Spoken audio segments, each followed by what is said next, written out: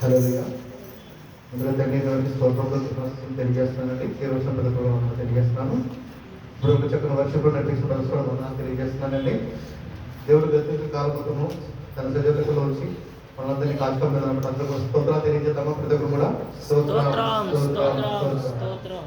ఎపిఫానియా తర్వాత 3వ ఆదివారము ఇంతకు ఏర్పరచబడిన పత్రిక పాఠం చెప్తాను. దయచేసి చేసుకోండి. మొదటి పాఠంగా ఇర్మియా గ్రంథము 33వ అధ్యాయము 6 నుంచి 9 వరకు అండి. ఇర్మియా గ్రంథము 33వ అధ్యాయము 6 నుంచి 9 వరకు. రెండవ పాఠంగా హెబ్రీయులకు రాసిన పత్రిక 11వ అధ్యాయము 1 నుంచి 16 వరకు. హెబ్రీయులకు 11వ అధ్యాయము 1 నుంచి 16 వరకు. మూడవ పాఠంగా లూకా సువార్త 17వ అధ్యాయము 5వ వచనం నుంచి 10వ వచనం. లూకా 17 5 నుంచి 10. ఎపిఫానియా తర్వాత 3వ ఆదివారం ప్రారంభ గీతము. ఆయన దూతలారా, మీరందరూ ఆయనకు నమస్కారం చేయండి. సియోను నివాసులు ఆ సంగతి విని సంతోషిస్తున్నారు. ఓ యెహోవా, నీ న్యాయవిధులను బట్టి యూదా కుమార్తెలు ఆనందించుచున్నారు. యెహోవా రాజ్యము చేయించున్నాడు. భూలోకము ఆనందించుగాక. దీపములన్నీ సంతోషించుగాక. సంగ్రహ ప్రార్థన. సర్వశక్తి గల నిత్యుడమైన దేవ, మా బలహీనతలను కరుణతో వీక్షించి మాకు కలుగు సకల అపాయంలోనూ ఇబ్బందులలోనూ సహాయం చేసి మమ్మను కాపాడుటకై ప్రభావం గల నీ కుడి హస్తము మాపై చాపమని నీతోనూ పరిశుద్ధాత్మతోనూ సదా ఏకదేవుడవై యుగయుగములు జీవించుచు పరిపాలించుచునుండు నీ కుమారుడును మా ప్రభువైన యేసుక్రీస్తు ద్వారా వేడుకొనుచున్నాము. ఆమేన్. ఉద్గమన గీతము. అప్పుడు అన్యజనులు యెహోవా నామమునకును భూరాజులందరూ నీ మహిమకును భయపడదరు.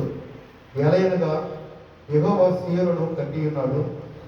ఆయన తన మహిమతో ప్రత్యక్షమాయను. హల్లెలూయా, హల్లెలూయా. యెహోవా రాజ్యం చేయించున్నాడు. భూలోకము ఆనందించుగాక. దీపముల నీరు సంతోషించుగాక. హల్లెలూయా.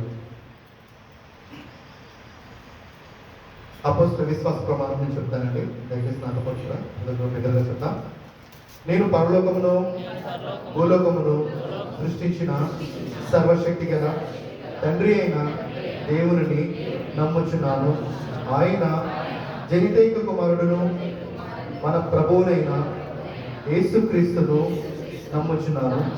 ఈయన పరిశుద్ధాత్మ చేత గర్భమున ధరింపబడి కన్య అయిన మరియ నుండి పుట్టి పొంది పిలాతు క్రింద శ్రమపడి సిలువ వేయబడి చనిపోయి సమాధి చేయబడినట్లు పాతాళంలోనికి దిగి చనిపోయిన వారిలో నుండి 3వ దినమందు లేచి పరలోకమునకెక్కి సర్వశక్తి గల తండ్రి అయిన దేవుని కుడి చేతి వైపు కూర్చుండి ఉన్నాడనియు జీవించు వారికి చనిపోయిన వారికి న్యాయము తీర్చుటకు అక్కడ నుండి వచ్చుననియు నమ్ముచున్నాను.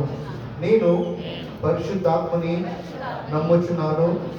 పరిశుద్ధ క్రైస్తవ సంఘమును, పరిశుద్ధుల ఐక్యమును, పాప పరిహారమును, శరీర పునరుత్థానమును, నిత్య జీవమును ఉన్నవని నమ్ముచున్నాను. ఆమేన్. చదువుకునే దేవుడు చూసినాక వాగ్దానం చదువుకుంటున్నాను.